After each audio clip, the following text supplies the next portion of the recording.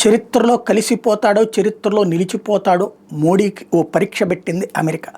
ఎందుకంటే భారతదేశ ప్రధానమంత్రుల్లో ఎవరూ సాధించినటువంటి రికార్డులు. నెహ్రూ టైంలో ఆర్థిక అభివృద్ధి పెద్దగా లేదు, ఇందిరా టైంలో ఆర్థిక అభివృద్ధి పెద్దగా లేదు. పైగా అప్పుడంతా కూడా రష్యన్ బంచ్లో ఉన్నవాళ్ళం మనం. ఇప్పుడు రష్యాతోనూ ఉంటాం, అమెరికాతోనూ ఉంటాం, చైనాతోనూ ఉంటాం, అదే సందర్భంలో ఉక్రెయిన్తోనూ ఉంటాం. కాబట్టి ఇక్కడ నిజమైన అలీన విదేశాంగ విధానం పాటిస్తూ భారత్ యొక్క విధానాలు ఆత్మగౌరవాన్ని తాకట్టు పెట్టుకోవడానికి చైనా ఓడు మన భూమి లాగేసుకుంటున్నా సరే వాళ్ళ కాళ్ళకి దండం పెట్టే కల్చర్ లేదు మోడీకి. అలాగే మన భూభాగాన్ని ఒక్క గజం కూడా చైనాకి ఇచ్చేందుకు సిద్ధంగా లేనోడు, పాకిస్తాన్కి తలవంచడానికి సిద్ధంగా లేనోడు, పీఓజేకేని తిరిగి స్వాధీనం చేసుకోవాలనుకుంటున్నాడు. కానీ మన కాశ్మీరంలో ఉన్నటువంటి పార్టీని వాళ్ళకి ఇవ్వడానికి సిద్ధంగా లేడు. అదే సందర్భంలో అమెరికా ఒత్తిళ్ల కోసం, చైనా ఒత్తిళ్ల కోసం మన దేశపు పారిశ్రామిక వ్యవస్థని తాకట్టు పెట్టడానికో నాశనం చేయడానికో సిద్ధంగా లేడు. కాబట్టి ఇది ఆ దేశాలన్నిటికీ నచ్చదు. పైకి ప్రేమ నటిస్తున్నటువంటి చైనాకి మనల్ని తొక్కేయాలనే ఉంటుంది.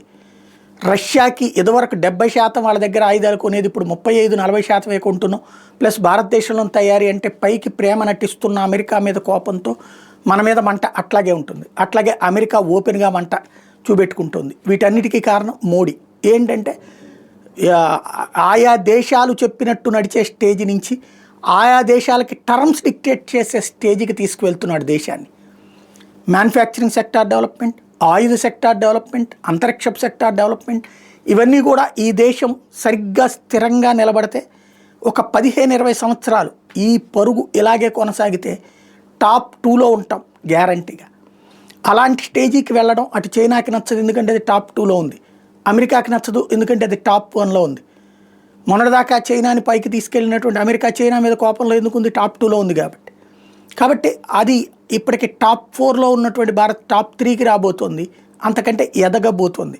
అది నచ్చకే ట్రంప్ వ్యాఖ్యలైన అదే సందర్భంలో మనల్ని ఇవాళ అమెరికా మీద కోపంతో దగ్గరికి తీస్తున్న చైనా వ్యవహారం చైనాకు ఉంటుంది. ఇవన్నీ కూడా ఈ శక్తులన్నీ కూడా నరేంద్ర మోడీ దించడానికి ప్లాన్ చేస్తున్నాయి. దానికి ఇక్కడ గ్రౌండ్ బేస్ ప్రిపేర్ చేస్తున్నటువంటి వాడు రాహుల్ గాంధీ. మల్లికార్జున్ ఖర్గే చెప్పినట్టు 6 నెలల్లో ప్రభుత్వాన్ని కూలుస్తామని చెప్తున్నటువంటి కాన్సెప్ట్ నడుస్తుంది. కాబట్టి వీటన్నిటి తట్టుకుని మోడీ నిలబడతా ఈ దేశపు పరుగుని సాగించగలడా లేడా అన్నటువంటి దాని మీద భవిష్యత్ భారతదేశం ఆధారపడింది, భవిష్యత్ మోడీ చరిత్ర ఆధారపడింది.